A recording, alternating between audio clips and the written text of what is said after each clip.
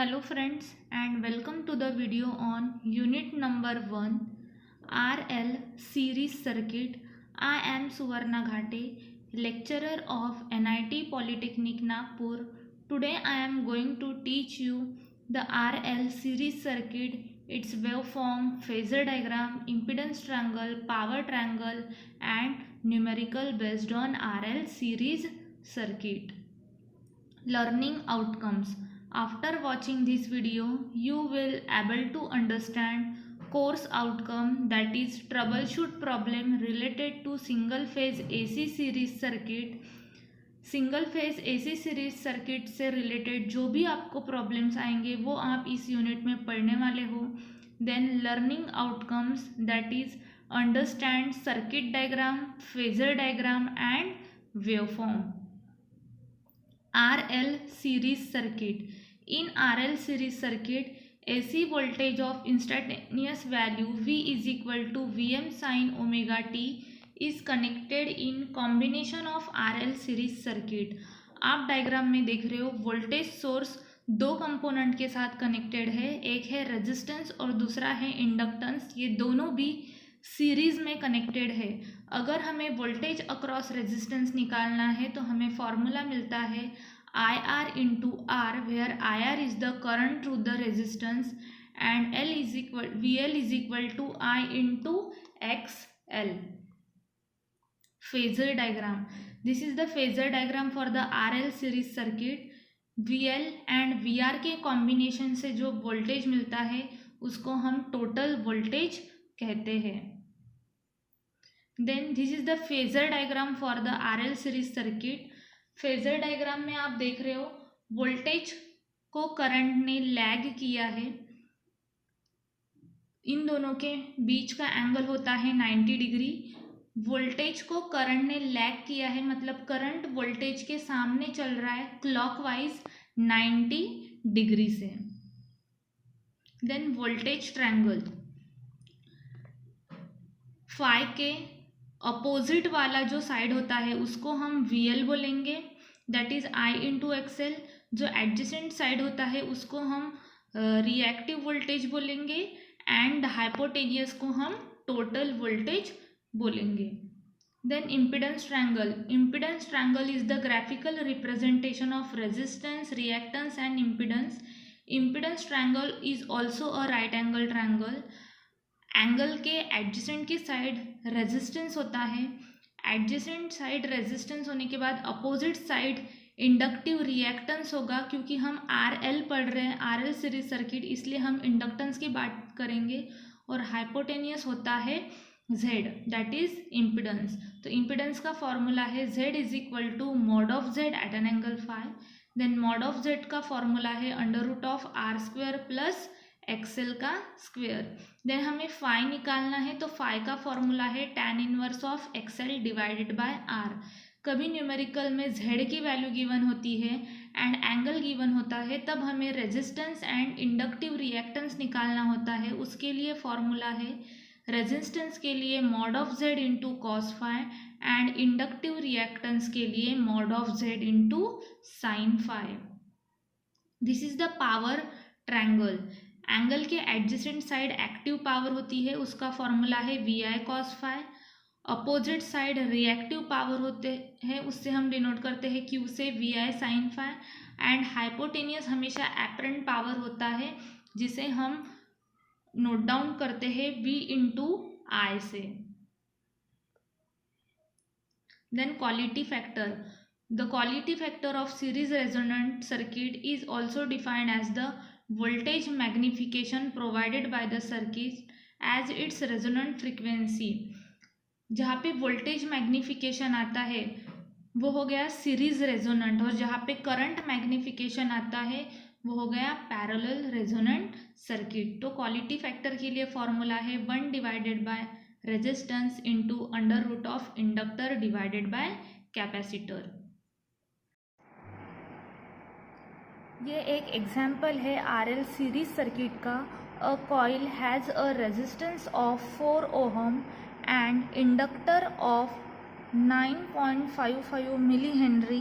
Calculate number 1 reactance, number 2 impedance, number 3 current taken from 240 volt 50 hertz and number 4 determine phase angle between voltage and current.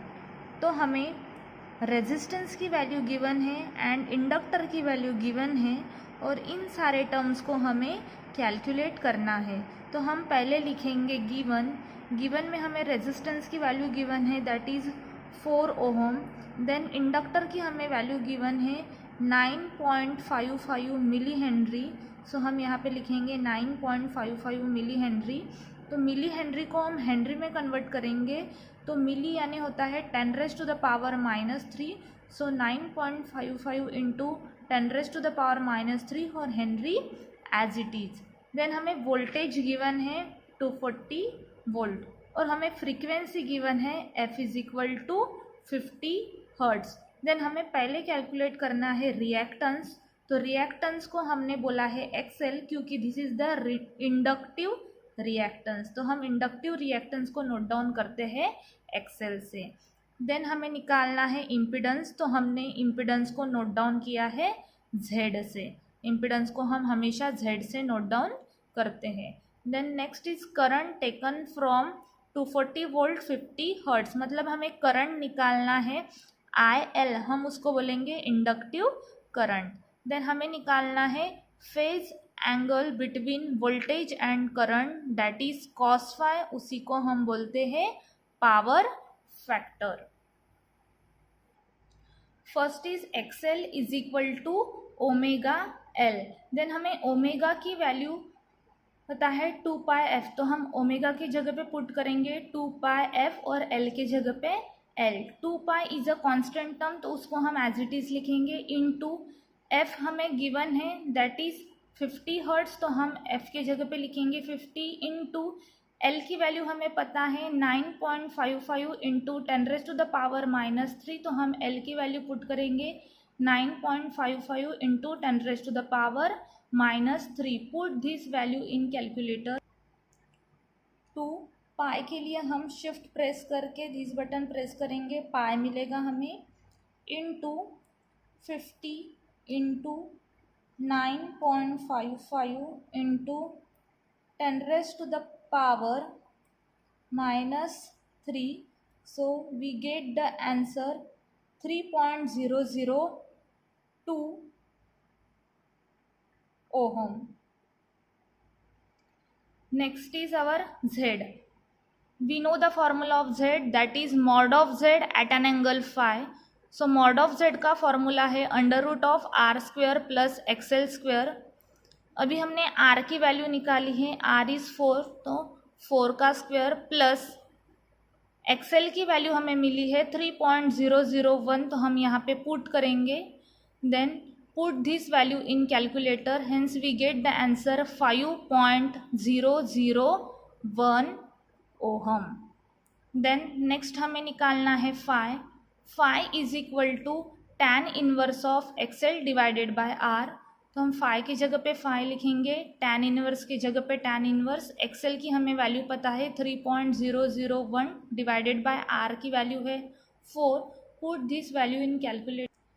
tan inverse के लिए हमें shift दबा के tan को press करना पड़ेगा तो हमें tan इनवर्स मिलेगा। देन इस बटन को आप प्रेस कीजिए, 3.0001 डिवाइडेड बाय 4 सो हमें आंसर मिलता है 36.87। हमें फाई मिला है 36.87। देन अब हम Z का फॉर्मूला लिख सकते हैं mod of Z at an angle phi. Mod of Z is 5.001 at an angle 36.87। देन हमें निकालना है I। The formula of I is equal to V divided by Z। V हमें पता है that is 240 volt. Then Z is 5.001 at an angle 36.87। ये हम कैल्सी में पुट करेंगे। ये कैल्सी में पुट करने के लिए आपको यहाँ पे एंगल दिखाई दे रहा है, तो हमें एंगल कैल्सी में तभी मिलता है जब हम कैल्सी को कॉम्प्लेक्स में सेट करते हैं। तो कैल्सी को कॉम्प्लेक्स में सेट करने के लिए आप पहले मोड सेटअप पे जाएंगे, देन मोड सेटअप पे आप देख रहे हो कॉम्प्लेक्स सेकेंड नंबर पे है, तो सेकेंड नंबर की बटन प्रेस कीजिए तो हमारी कैल्सी कॉम्प्लेक्स में शिफ्ट हो जाती है।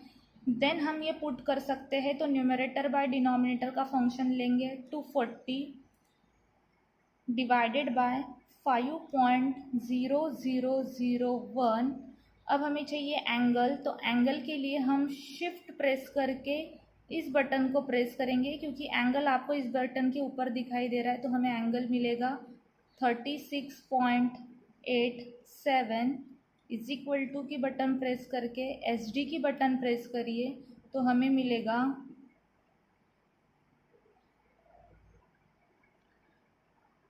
हमें जो आंसर मिला है that is in rectangular form, क्योंकि आप यहाँ पे आई दिखाई दे रहा है आपको, तो इसको हमें पोलर में कन्वर्ट करना है। इसके लिए हमको प्रेस करना है shift 2 then 3 then is equal to then SD की बटन प्रेस कीजिए तो हमें आंसर मिलता है 47.99 at an angle -36.87 degree. Then power factor is equal to cos phi, cos of 36.87 आप यहाँ पे एंगल दिखाई दे रहा है हमें, फाई की value 36.87, put this value in calculator. अब आप देख रहे हो हमारी कैल्सी कॉम्प्लेक्स में है, कॉम्प्लेक्स का यूज़ करने के बाद हमें कैल्सी को नॉर्मल मोड पे करना है, तो मोड सेटअप प्रेस करके 1 प्रेस कीजिए तो यहाँ से कॉम्प्लेक्स हट जाता है और कैल्सी नॉर्मल मोड पे आ जाती है। अब हमें कॉस की वैल्यू पुट करनी है, तो हमें कॉस 36.87 तो हमें मिलता है 0.799।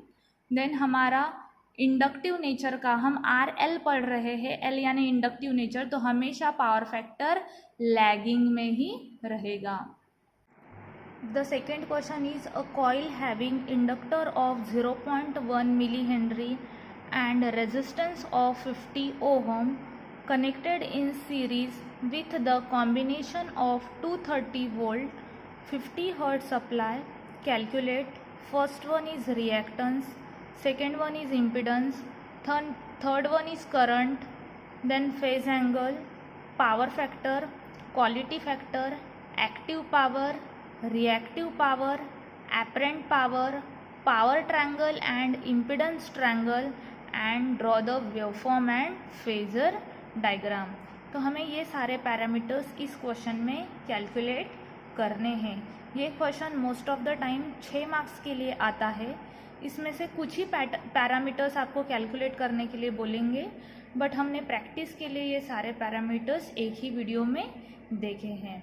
देन हम लिखेंगे given R is equal to, हमें गिवन है 50 ओहम, देन हमें L यानी इंडक्टर की वैल्यू गिवन है 0.1 henry, then combination of 230 volt यानी वोल्टेज हमें गिवन है 230 वोल्ट विथ 50 हर्ट्स सप्लाई, तो F हमें गिवन है 50 हर्ट्स। अब हमें जो कैलकुलेट करना है वो सारे पैरामीटर्स हम यहाँ पे लिखेंगे। पहला रिएक्टेंस, इंडक्टिव नेचर होने की वजह से XL, रिएक्टेंस को हम XL से डिनोट करते हैं। Second one is impedance, impedance को हम Z से डिनोट करते हैं। थर्ड वन इज करंट, तो हम उसको बोलेंगे IL। फेज एंगल को हम फाई से डिनोट करते हैं। पावर फैक्टर को हम पावर फैक्टर से डिनोट करते हैं। क्वालिटी फैक्टर को हम QF लिखेंगे। एक्टिव पावर को हम P से डिनोट करते हैं। देन रिएक्टिव पावर को हम Q से डिनोट करते हैं।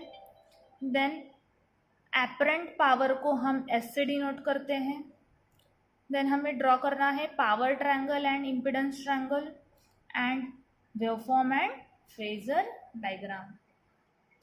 Then first one is XL. XL का हमें फॉर्मूला पता है ओमेगा एल। ओमेगा का फॉर्मूला है 2πf और एल की जगह पे एल। 2π इंटू F50, एल की वैल्यू हमें पता है 0.1, Put this value in calculator, hence we get XL is equal to 31.415 ohm. 2 into pi into 50 into 0.1, hence SD की बटन प्रेस कीजिए 31.415 ohm. Then second is Z, mod of Z at an angle phi. Mod of Z का formula under root of R square plus under root of XL square. Put this value in calculator. Under root हम bracket में लेंगे 50, ये button press कीजिए, square plus in bracket 31.41, bracket को complete करके directly square की button press कीजिए तो हमें मिलेगा 59.04 ओहम. अब हमें निकालना है फाई.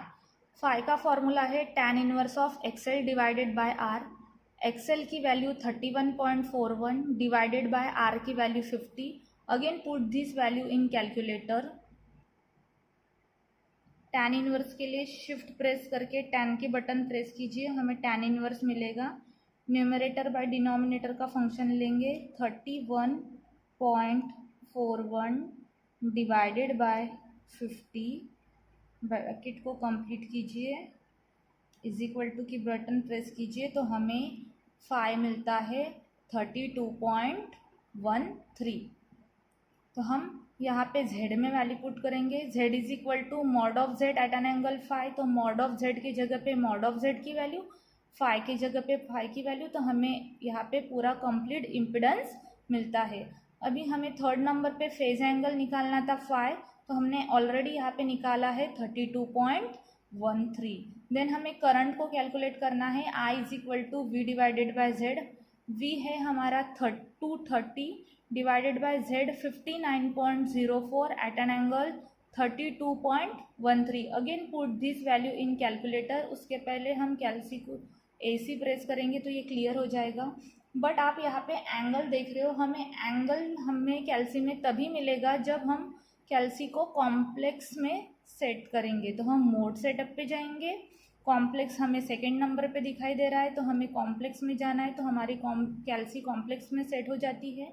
फिर हम न्यूमरेटर बाय डिनोमिनेटर वाला फंक्शन लेंगे 230 डिवाइडेड बाय 59.04. अब हमें चाहिए एंगल, तो एंगल के लिए शिफ्ट बटन प्रेस करके इस बटन को प्रेस कीजिए तो हमें एंगल मिलेगा 32.13. Then is equal to, but हमें जो आंसर मिला है आप देख रहे हो यहाँ पे आए तो ये रेक्टेंगुलर फॉर्म में है, और हमें ये जो एंगल के फॉर्म में हम लिखते हैं ये होता है पोलर फॉर्म. तो इसके लिए हमें फिर से shift 2 then 3 then is equal to की बटन प्रेस करेंगे तो हमें SD की बटन प्रेस करते हैं तो हमें आंसर मिलता है in polar form 3.895 at an angle -32.13. Then next हमें निकालना है power factor. Power factor is equal to cos phi. Cos as it is phi की हमें वैल्यू पता है, दैट इज़ हमने यहाँ निकाला था फाई 32.13. तो हम कैल्सी में पुट करेंगे कॉस ऑफ 32.13. देन हमें कॉस की वैल्यू मिलेंगी 0.846, और ये लैगिंग इसलिए क्योंकि हमारा न्यूमेरिकल इंडक्टिव नेचर का है. हमारी कैल्सी अभी भी कॉम्प्लेक्स में है, तो हम मोड सेटअप पे जाके 1 प्रेस करेंगे तो यहाँ से कॉम्प्लेक्स हट जाएगा. देन हमें निकालना है क्वालिटी फैक्टर. क्वालिटी फैक्टर के दो फॉर्मूले हैं, 1/r into under root L/C और 2πfl डिवाइडेड बाय r. तो हमें यहाँ पे कैपेसिटेंस नहीं पता, सो हम इस फॉर्मूले का यूज़ नहीं कर सकते, तो हम इस फॉर्मूले का यूज़ करेंगे 2πfl divided by r. 2π constant, f की जगह पे 50, l की वैल्यू हमें पता है 0.1 डिवाइडेड बाय r की वैल्यू भी हमें पता है. Put this value in calculator. 2π के लिए शिफ्ट प्रेस करके इस बटन को प्रेस कीजिए, into 50 into 0.1 divided by 50। So SD की बटन प्रेस करते तो हमें मिलता है 0.628। देन हम जाते हैं पावर पे। एक्टिव पावर को हम पी से नोट डाउन करते हैं। फॉर्मूला है V into I cos phi. V is 230 into I is हमने कैलकुलेट किया था करंट 3.895। तो हम सिर्फ एंगल को छोड़ देंगे, रियल वैल्यू को लेंगे इंटू कॉस। एंगल मिला 32.13। Put this value in calculator. 230 into 3.895 into cos of 32.13 bracket को कंप्लीट करेंगे तो हमें आंसर मिलता है 758.64 और पावर का यूनिट होता है वैट लिखा है हमने। देन रिएक्टिव पावर को हम Q से नोट डाउन करेंगे, V I sine phi. 230 into 3.895। अभी कॉस की जगह पे साइन आएगा, angle as it is. Put this value in calculator, you get the answer of 476.45। Reactive power का यूनिट होता है VAR। देन एपरेंट पावर को हम S से नोट डाउन करते हैं, V इंटू आई। 230 इंटू 3.895 तो हमें एपरेंट पावर मिलता है और उसका यूनिट है volt ampere. The next one is our power triangle. Apparent power, active power, reactive power, value हम यहाँ पे लिख देंगे। Next one is our impedance triangle. Then impedance triangle हमने ड्रॉ किया है, Z की वैल्यू, R की वैल्यू, देन XL की वैल्यू हम यहाँ पे लिखेंगे।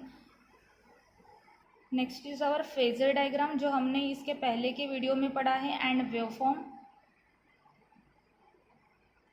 आप देख रहे हो वोल्टेज की वेवफॉर्म 0 से स्टार्ट हुई है। देन करंट की हमें पता है according to the phase angle इन दोनों के बीच में 90 डिग्री का एंगल होता है। Now overview. इस वीडियो में हमने आरएल सीरीज सर्किट के बारे में पढ़ा है, उसकी waveform, phasor diagram and quality factor के बारे में पढ़ा है। देन हमने आरएल सीरीज सर्किट पे एक न्यूमेरिकल सॉल्व किया है। नेक्स्ट वीडियो में हम आरसी सीरीज सर्किट के बारे में पढ़ेंगे।